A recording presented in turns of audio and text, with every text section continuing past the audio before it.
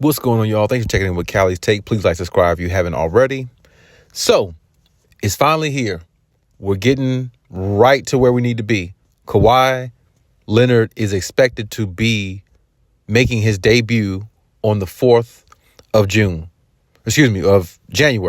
which that'll be against the Atlanta Hawks on a Saturday. And we should be expecting Kawhi to walk into the building, be on the roster, fully suited up, ready to go in the starting lineup, ready to go straight to action. And that's exactly what we've been looking for a while, because even though a lot of naysayers and a lot of haters and a lot of media people talk about Kawhi Leonard in a negative light, Kawhi is a superstar. Kawhi is one of the best players in the league when healthy. He is a top 3, top 5 player when healthy. You've heard me say he's the best player in the league when healthy. So he is definitely, in regards to one of the best, he is a superstar. No matter whether you like him or hate him, he still brings ratings to the NBA. Just because he doesn't talk and he's not as sociable as some other superstars, he's still a big part of what the NBA does. I mean, think about it. Even the naysayers, the ones that the media people that speak against Kawhi Leonard, there's some I've heard say, like Ben Maller, a few other ones on Fox Sports, whatever.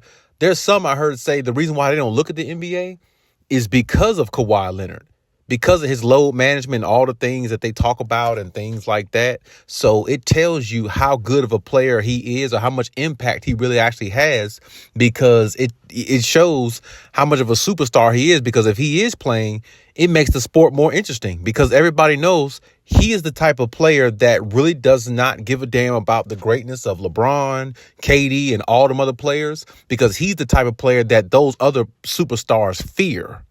So, I mean, if Kawhi Leonard is a villain, then he's probably the best villain that the NBA could ever have, because LeBron's kryptonite has always been Kawhi Leonard.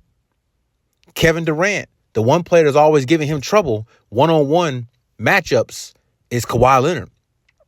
The Splash Brothers back in the day when there was the Golden State Warriors with, Clay and Steph, the one team that gave them trouble all the time was the San Antonio Spurs because of Kawhi Leonard.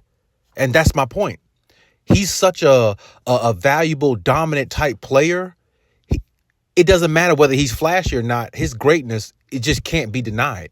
And he showed us last year, for the 68 games that he played, he was the best player in the league. He looked like the best player in the league 40, 50 of those games easily. The Clippers had the best record for 40 straight games.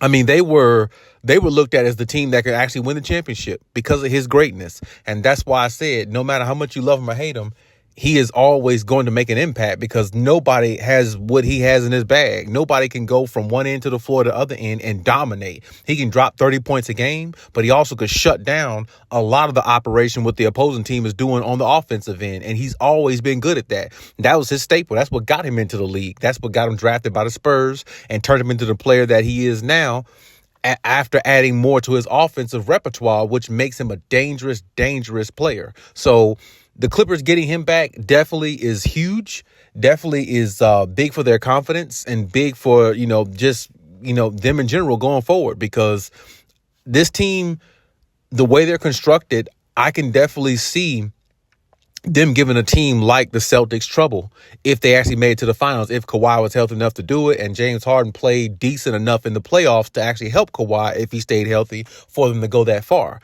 Because I personally think if Kawhi stays healthy and if James Harden can contribute in the playoffs the way he should be able to, unlike he really hasn't done much in his career, I definitely understand that. But if he's able to contribute in the playoffs the way a lot of people think that he should, because he was a superstar one time and he's still a star player, I don't see no reason why this team can't go far in the playoffs.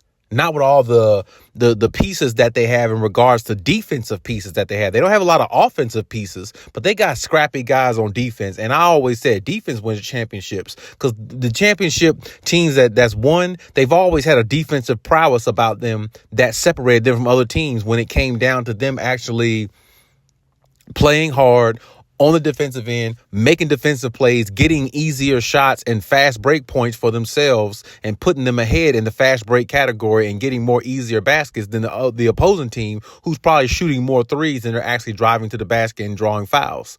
So, I mean, when you got good defense and you're causing turnovers, you're putting yourself in the best position possible. And I just love that and what the Clippers have all the way around in regards to that. Now, of course, some might say they might need another big man or maybe another power forward or something like that. Okay, that's fine. I mean, if they wanted to add something like that, that would be great.